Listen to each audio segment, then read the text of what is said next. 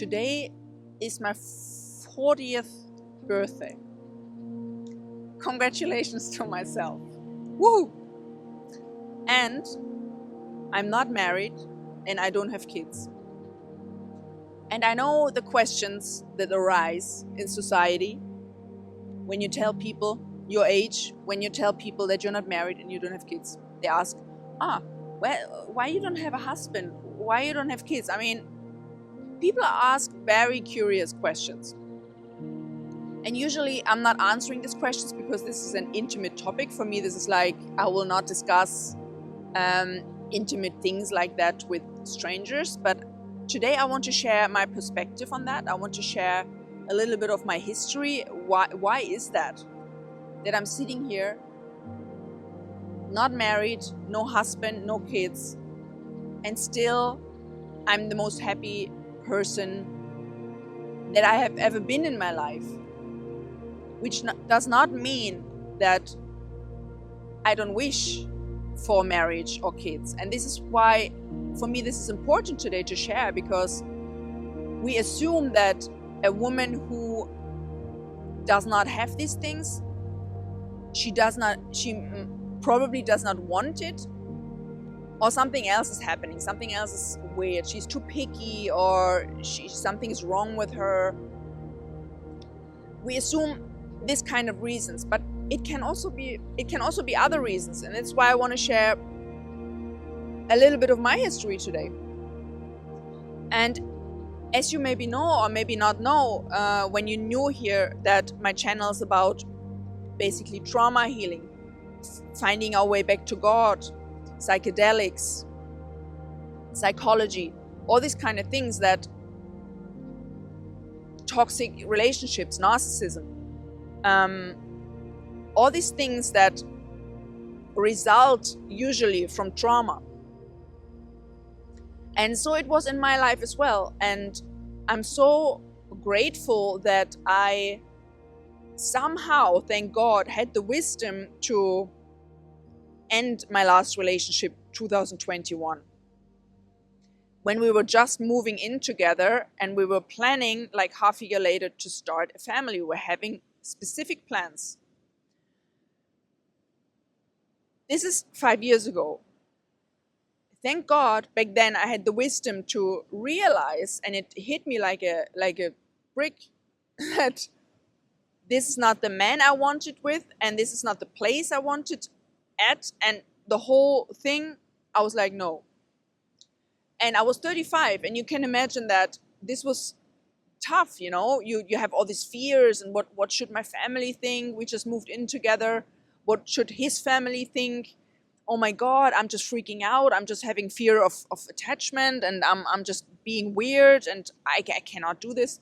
And through all this confusion, the baseline was, no, I don't want it with him.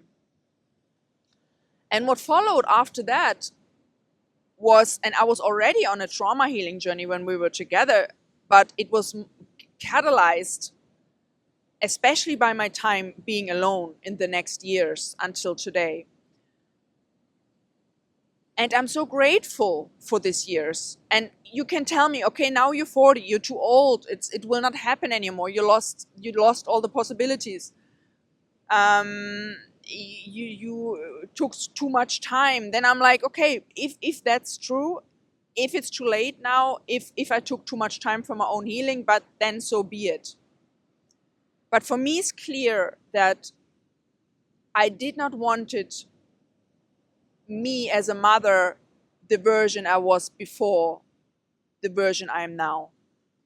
Because just now, I'm at a place where, first of all, I'm feeling really ready, like ready, and I don't need it anymore. I don't need it anymore. When I imagine now to maybe it will not happen, then I know for sure that my purpose in God is something else on this planet. And I know for sure that whatever my purpose is, it's going to be a good purpose, it's going to be a blessing, it's going to be very fulfilling. whatever it will be. And this journey that led me to this deep inner knowing was just possible because I spent so much time alone, and I followed the call. I followed the call, and it took me like crazy roads, like psychedelics journey, trauma therapy, hypnotherapy, breath work, new age spirituality, thousands of LSD experiences with myself. But I got so much unconscious stuff out in this time, and I did not meet other people. I was alone, like the majority, like 90% of the time in the last 5 years. And that was so important.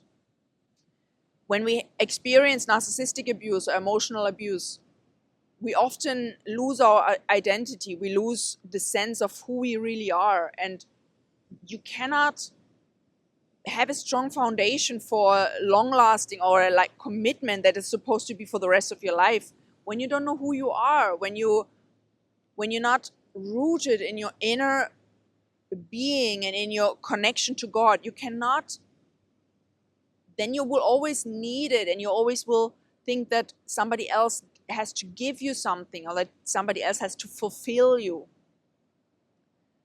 You can just be ready, really truly ready, when you don't need it anymore.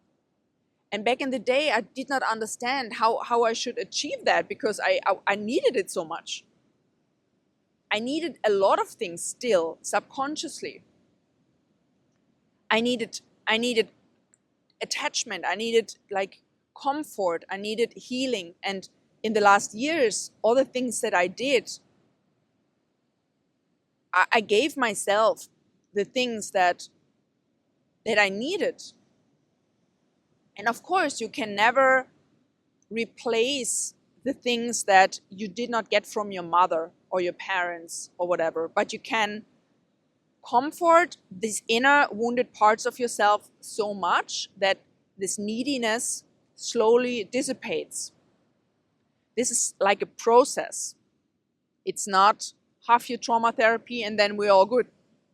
Depending on how much stuff you have been through, how deep it was, how bad it was, how long it lasted. When you experience 18 years of trauma, you cannot expect to heal it in a retreat or whatever. It's a process. And so many times when I was in this process, I thought it's not working. It's not working. I'm making one step ahead and I'm falling 2 steps back. It's not working. I can also stop. I can like leave it or whatever. But don't give up.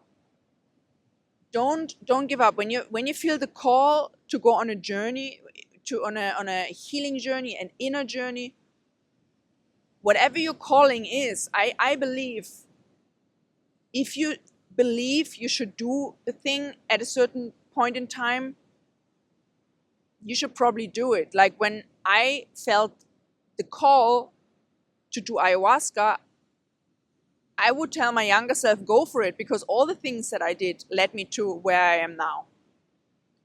I'm sure that all the things that we do are important steps. They're not the goal. Back then I thought like ayahuasca's or this spiritual world, this spirituality that I discovered in New Age, that everything is one and we need to raise our consciousness and stuff. I thought this is the solution. But it takes years to realize it's not the solution. You still keep searching. You still need stuff. It's not ending. And I just found the answer or the feeling of the search is over when I came back to God, and also this trust that He's in charge, and if He does not orchestrate a marriage for me, then I don't want it anyway. Why should I want something that God does not want for me? How good would it be? Like it would probably just be a disaster if I would orchestrate it. I mean, we have seen where that brought me. when I start to orchestrate things and force things and like, yeah, I'm gonna make it happen, I see where that brought me. So I'm like, I'm when I feel something aligns with me, I engage, but I will not force anymore. I feel, and this is what I'm talking about. It takes years for this discernment to grow. What comes from God? What comes from our ego? What comes from the world? Does God want me to do? Where should I go? This is all experience, and I could not, for the life of me, start a family 5 years ago or 10 years ago with 30. No way. So this whole pressure that we experience with the age, and you have to, you're 30. I mean, I heard these things already when I was 30. Like, you're 30 already. Like, don't you think about starting a family soon? Like, your clock is ticking. Yeah. Relax, relax. And of course, this pressure got me. I was pressuring myself with the relationship I had before my last one. This was already in the room, like moving together and whatever. And, I was not at all in a place of being ready back then. It was just an idea in my head. I just wanted it. I thought some achievement is in it. And the same with my last relationship. And I'm so grateful that I didn't do it, like, thank God. Because when you have not looked at your wounds, when you didn't heal your trauma, then you will act out the trauma and you will pass it on. And I love my unborn child too much than to pass the stuff on that I have been through. No way. Then rather I don't have it, So I knew somehow subconsciously that first I have to heal whatever's there, and it was a lot there. Stuff that I didn't even know. When somebody would have told me in the beginning of my journey or before all the ayahuasca ceremonies and all the trauma therapy moments that I had and the hypnotherapy, or the pain that came up, if somebody would have told me 2019, this is all the stuff that you will feel, I'd be like, oh, maybe not. Maybe let's do it in another lifetime, but not now. But I didn't know. I just went on the journey. Stuff came up, and now I also know that it never comes up too much. It's always exactly that what you need and exactly that what you are able to handle in this certain moment. Whatever you do, if you do breath work or psychedelics or just talk therapy. I don't know. So many people do talk therapy or body therapy. Somatic healing, because trauma's in our body. I did a kind of combination of everything, and for me, that was my way. That was my path, and that led me to God, and that helped me. And I heard the call from Jesus at some point, and I was like, there's no way. There's no way Jesus can be involved. And I had huge resistance to Jesus and the Bible, and it took me years to accept that this might be true. But the whole fact that since then, for me, this inner search is over, and this feeling of God is in charge, whatever He wants to happen will happen. This peace that comes with it, for me, is the only inner state we should have when we even think about having a marriage. You need to be full, you need to be fulfilled, you need to be the full cake, and the cherry comes on the top. You cannot have the cherry when the cake is not complete, if you understand what I mean. And this takes some work, and this takes some courage to look at our pain and just life experience, in my opinion. I mean, I want to be in my full feminine energy, and to be that, I have to realize what that all means. I have to learn about that. I have to have experience with people that I meet, and I have to read more about it. I have to put these things into practice that I learned.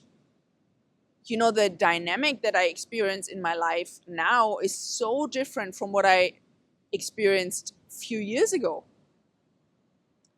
This inner peace, when that radiates out, the people that are coming towards you are such different people that when you're needy and you're like, hello, and people pleasing and nice and like, ha ha, ha, and you get this superficial radiance somehow, that just toxic people are attracted by that. When you still wounded and you feel like you have to prove yourself, you have to get this attention and the approval, healthy people are not attracted by that.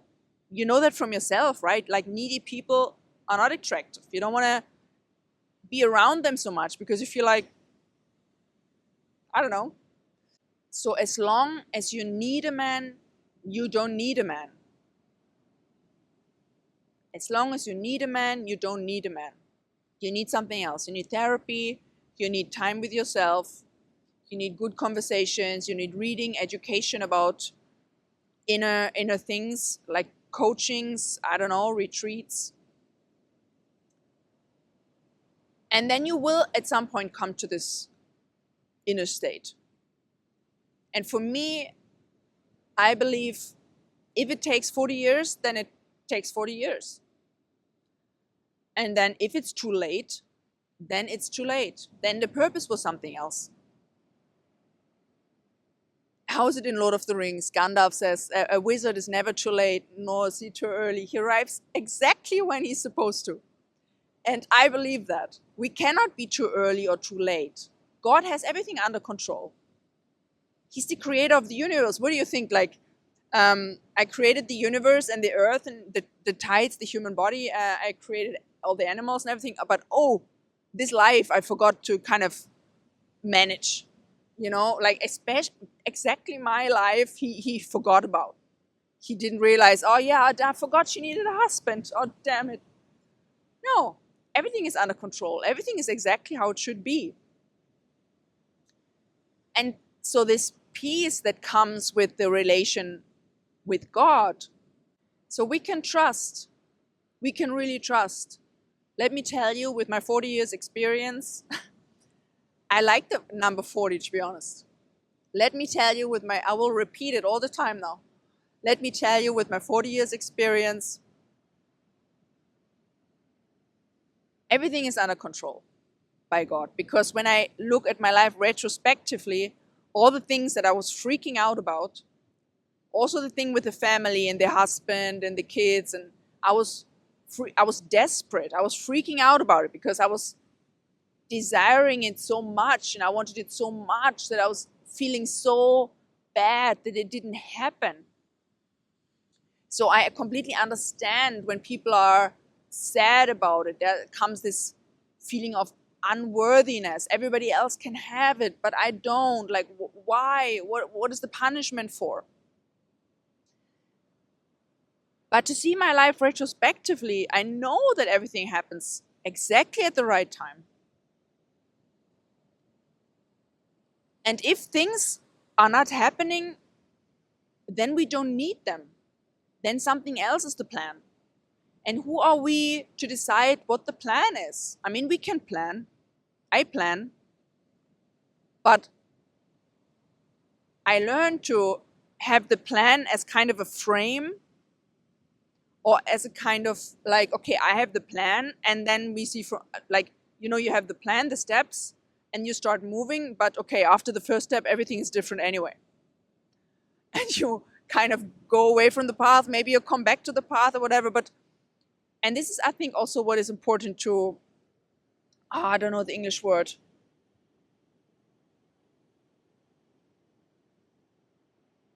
Surrender.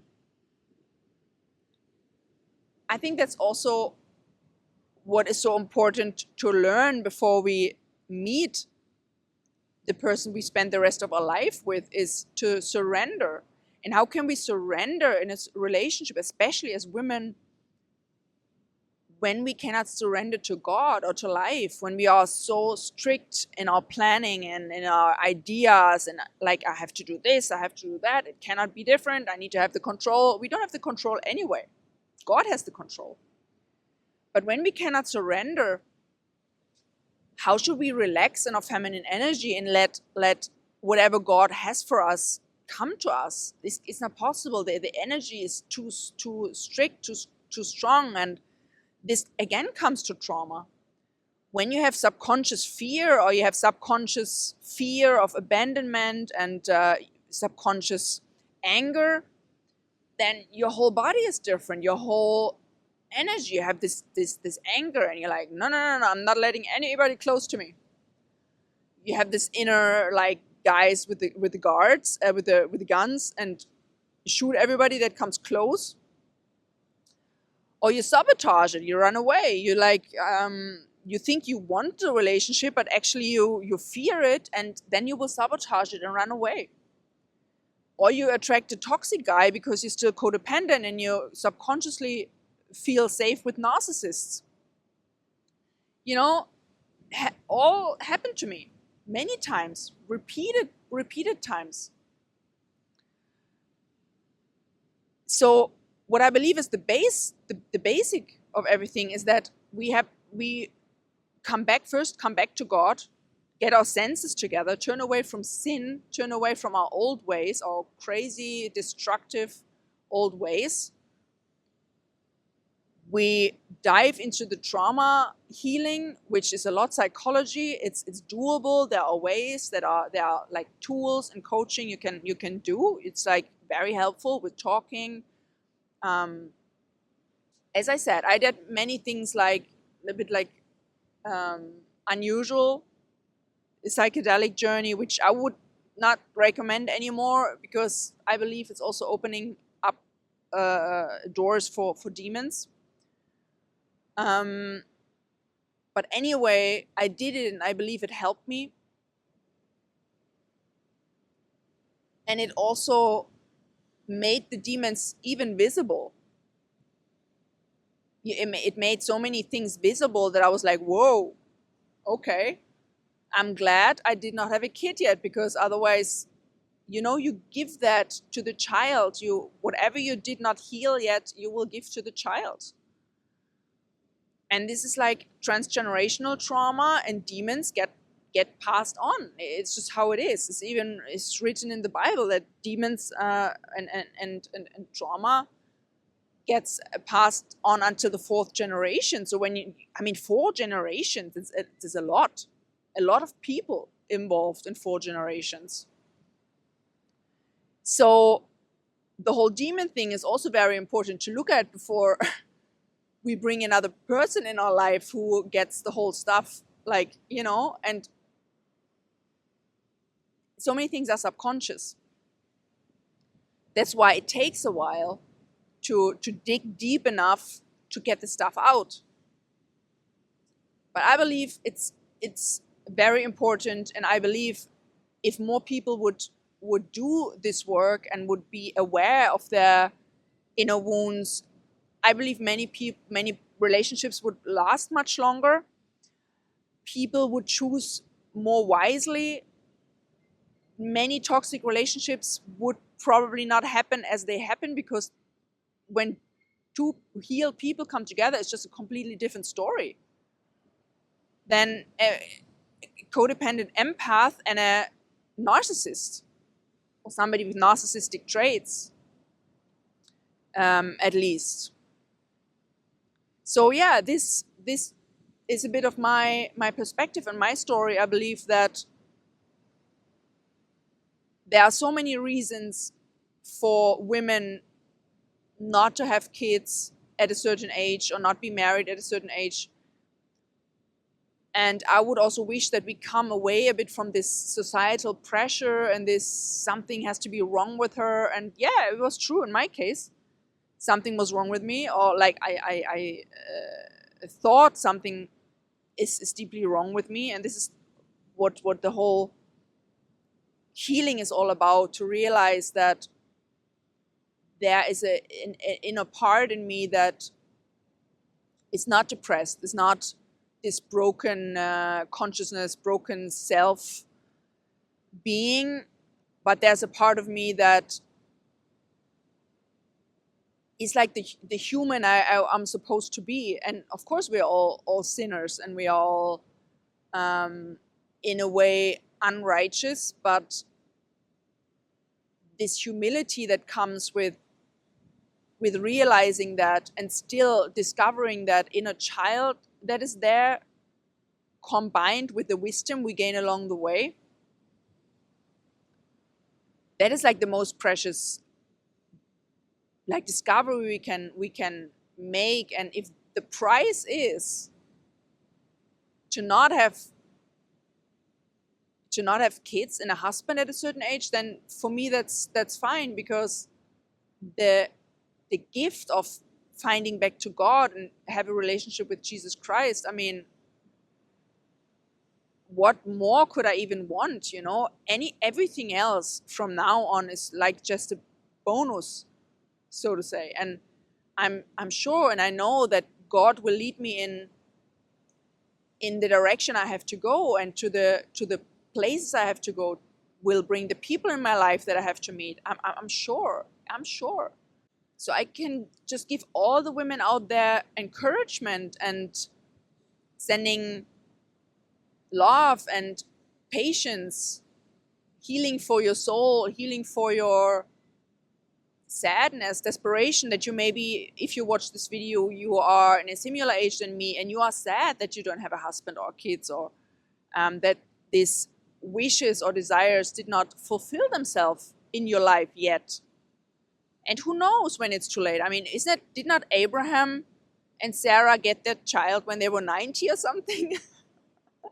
I mean, this is probably not going to happen, but I mean, I don't feel too old, to be honest. Like, no, I don't feel too old. Let's talk again with 45. But right now, I don't feel too old. I'm like, okay, now we can start. Now I'm ready. Now we can start. And I firmly believe that unless we come to this place of inner fulfillment, it will not be lasting anyway. And then we can just also drop it. But I will write back. Now I will enjoy the rest of my 40th birthday. And I also got like white hair here, and I'm so happy about it, because it's gonna give my face like a nice, I don't know the English word, but in a few years it's gonna be like a white thing here, and it's gonna be very nice. And I'm gonna look very wise, and like, I have been through stuff. Do you see my hair? Yeah, so don't be sad about your gray hair. Don't be sad about your gray hair. Don't be sad about your wrinkles. Don't be sad about your age. Don't be sad about it. It's amazing. It's life experience. It's like the most precious gift that we can get. Because that is not something that you can just buy. You just have to earn it. You have to sweat. You have to cry. Everything. You have to bleed. You have to get, broken and hurt. And when you come out of it, you come out of the fire, you come out of the war, then you can tell something, and then you can also give something to your future children, like, or whoever these children gonna be, your biological children or the younger people that you meet. I don't know.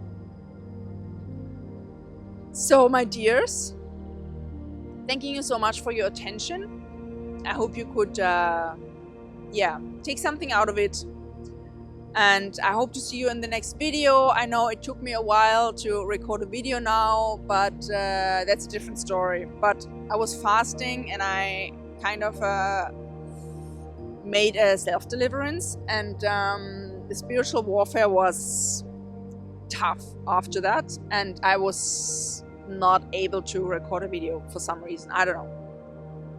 It was a bit of a tough time, and the fasting was also very tough. On the third day, I thought I was going to die, but that's a different story.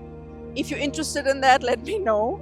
Yeah, because I was diving deep into demonology the last 2 years, and it's really, really interesting.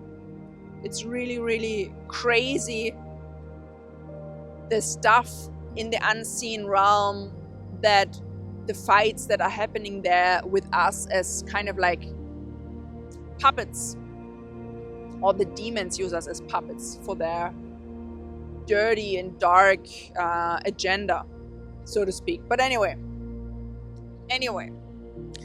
I'm wishing you a beautiful day. I'm gonna bicycle back. The sun is gone. I'm sitting here on the Palm Beach. And yeah, I'm sending you much love and blessings, and I hope to see you in the next video, and let me know what you think about the topic. Of course, let me know what your experience is with it. So my dear, wishing you a beautiful day, and see you in the next video. Bye bye.